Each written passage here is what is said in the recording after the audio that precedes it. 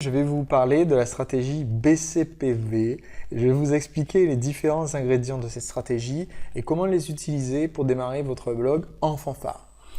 B, c'est pour blog. Je vais vous expliquer les éléments essentiels sur votre blog que vous devez avoir en place. Ensuite, je vais vous parler du contenu de ce blog, de comment commencer à établir des partenariats et comment réaliser vos premières ventes grâce à ces partenariats.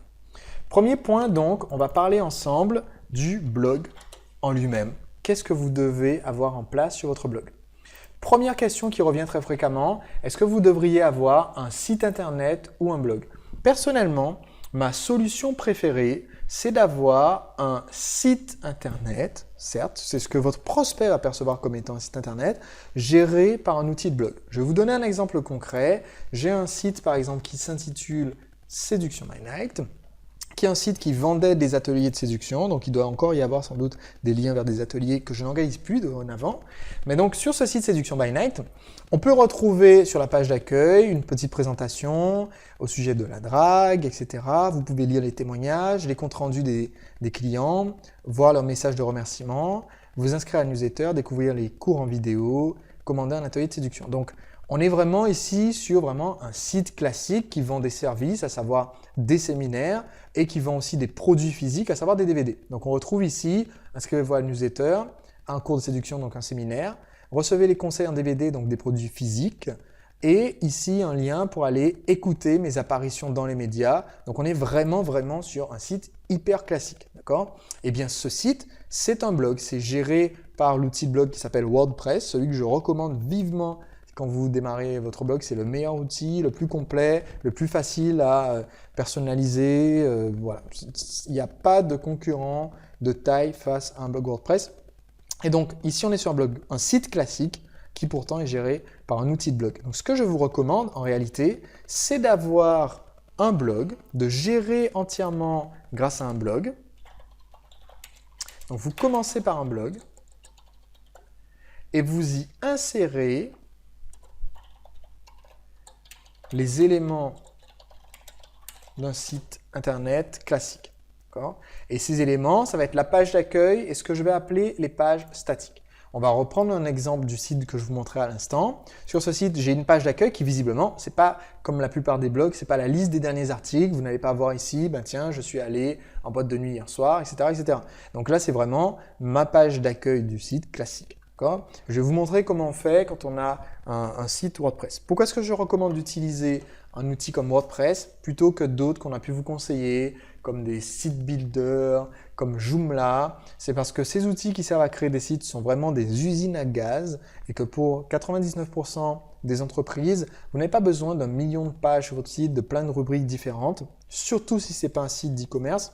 Ce dont vous avez besoin, c'est d'une page d'accueil et de quelques pages statiques. Vous avez besoin d'une page, puisque c'est une obligation légale, avec vos conditions générales, vos informations de publication, on va dire, qui vous êtes en gros, comment on peut vous contacter, où est-ce que vous êtes immatriculé pour avoir le droit de vendre des produits, etc. Donc voilà, vos conditions générales, informations de publication. Vous avez besoin d'une page qui vend votre produit phare. Si vous avez beaucoup de produits, alors vous êtes un site de e-commerce et encore une fois, ce qu'il vous faut, c'est un site, je vais utiliser plutôt le terme mention égale. Tiens. Ce qu'il vous faut, c'est un site de e-commerce. Hein. Si vous avez 1 million de produits, forcément, voilà. Mais là, je parle vraiment pour la majorité des personnes. Donc, une page qui vend votre produit phare, une page qui vend une inscription à votre newsletter. Donc, qui va correspondre tout simplement à la page sur laquelle vous pouvez envoyer vos prospects en disant « Tiens, allez sur cette page pour m'indiquer vos coordonnées et en échange, vous recevrez X, Y, Z. » Et c'est à peu près tout pour la majorité. Pour certains, vous allez avoir des pages supplémentaires, évidemment. Il y a beaucoup d'autres pages que vous pourriez vouloir ajouter. Mais là, ça va vraiment être les points clés pour démarrer votre site. Il faut au moins que vous ayez ces 3 pages pour le moment. On reviendra plus en avant, sans doute plus tard dans la formation, sur d'autres éléments que vous voudriez intégrer sur votre site ou sur votre blog. Donc, il y a un petit nombre de pages statiques qui sont importantes pour votre stratégie. Je vais vous montrer rapidement maintenant comment on configure la fameuse page d'accueil. Et je vais vous le montrer en allant ensemble. Ici, on est sur le tableau de bord du site Le Marketeur Français. Et on va aller voir, il se trouve à gauche, vous avez un menu qui vous permet d'aller voir tout simplement réglage, essai, de mémoire, lecture. On va voir ça ensemble. C'est ça. Vous pouvez choisir donc sur cette page tout simplement, la page d'accueil affiche soit les derniers articles, soit une page statique. Alors ici sur Le Marketeur Français, petite particularité, je ne suis pas mon propre conseil, à savoir que si on va sur le blog Le Marketeur Français, la page d'accueil liste les derniers articles. Il y a une raison, c'est parce qu'il est en cours de refonte, donc alors vous voyez cette vidéo, peut-être que ça a changé, et aussi parce qu'à la racine sur lemarketeurfrançais.com, il y a déjà une page statique, c'est pour des raisons un peu historiques, parce qu'il y a un test technique qui était en place qui ne pouvait pas être fait sur le blog, mais pour 99% des personnes, il vaut mieux avoir en page d'accueil, choisir une page statique, et ensuite vous avez la page par exemple qui présente ce que vous faites. Ici, ça serait « Je vous aide à développer votre entreprise ». Ça serait le paramétrage optimal. Et ensuite, vous créez une autre page qui est complètement vide, qui sert uniquement à représenter la page actualité qui aura la liste de vos derniers articles. D'accord? Donc, on va aller voir à quoi ressemble d'ailleurs cette fameuse page. Je vous aide à développer votre entreprise. C'est la page qui présente ce que je fais, qui présente mes services de consultant pour les lancements orchestrés, qui présente les conditions nécessaires et le formulaire de contact. Donc, votre page d'accueil doit avoir un but, et de façon générale, ce but, c'est captiver le prospect. Autrement dit, cette page doit inciter à saisir son adresse mail. C'est le but général en moyenne d'une page d'accueil. Quelquefois, c'est vendre le produit,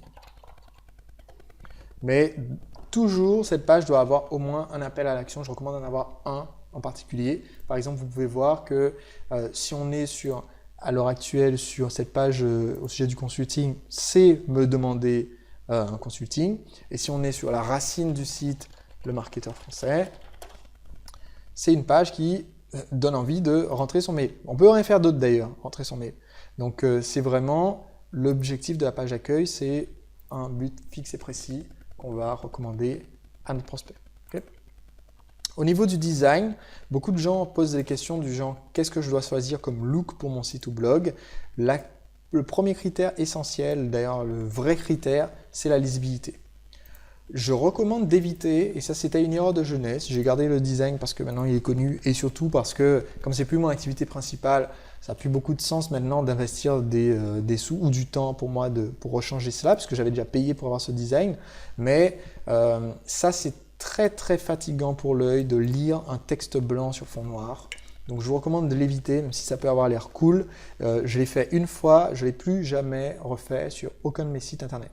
Donc je vous recommande vivement d'avoir un site qui soit écrit en couleur foncée, du noir, du bleu très sombre, du noir en fait, sur un fond très clair, autrement dit du blanc, ou du gris super clair. D'accord ? Comme ça, vous avez une vraie bonne lisibilité. Donc premier critère, c'est la couleur, vous devez avoir quelque chose de lisible et vous devez éviter à tout prix les couleurs inversées du type écrire en jaune sur fond noir. Vous devez aussi, pour le thème, c'est important, avoir un thème. Donc ce que j'appelle le thème, c'est la charte graphique. D'accord ? Donc je vais dire ici avoir une charte graphique qui se démarque des autres sites de votre secteur.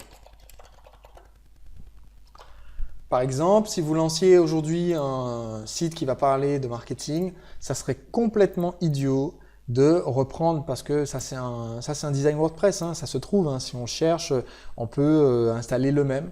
Ça serait complètement idiot d'installer le même look WordPress sur votre site, mais si vous dites « Waouh, c'est pas mal, je vais avoir le même », pour avoir un autre site sur le marketing qui est la même tête, ce qui va se passer, c'est que vous allez créer la confusion dans l'esprit du prospect et que, comme vous démarrez, il va penser « Tiens, vous avez copié un site plus connu, vous n'êtes pas forcément quelqu'un qui est digne de confiance ».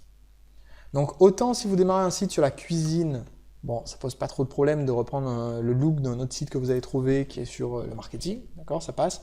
Mais copier quelque chose, des éléments, que ce soit les mots utilisés, le design, copier toute la charte graphique, etc. d'un site qui est dans votre secteur ou proche de votre secteur, c'est vraiment quelque chose qui est à éviter comme la peste et qui vous attirera beaucoup d'ennuis. Donc, il faut faire très attention là-dessus. Et ensuite, il va vous falloir penser à l'avance votre plan d'attaque. C'est ce qui va vous permettre de définir de quoi vous allez parler et ce que vous allez vendre. Donc ça, dans n'importe quelle formation plus basique sur la création d'un blog, on va vous aider à déterminer quel est votre thème, quel est votre secteur, est-ce qu'il y a des choses à vendre, etc. Donc à l'avance, je recommande de savoir ce que vous allez vendre. Et il y a plein de formations qui ont déjà abordé ce sujet. Si vous êtes client d'Olivier Roland, vous connaissez sa formation Blogueur Pro. Si vous êtes client d'Aurélien Maqueur, vous connaissez sa formation concernant le blogging intitulée Bloguer et gagner. Et sinon, si vous êtes membre de Séduire le client, vous avez déjà, ou vous allez avoir accès, ça dépend d'où vous en êtes dans la formation, mais après le module 4, vous aurez donc une formation vidéo concernant le blogging qui répond à ce type de questions. Donc il vous faut un plan d'attaque, il vous faut connaître votre thématique, le type de produit ou les produits carrément que vous allez promouvoir. Et le design, en fait, j'en ai déjà parlé, c'est ce que j'ai appelé le thème. D'accord ? Ça, c'est l'élément de base, c'est votre blog quand vous allez le lancer, c'est lui qui va vous servir de plateforme par la suite pour appliquer le reste de cette stratégie BCPV.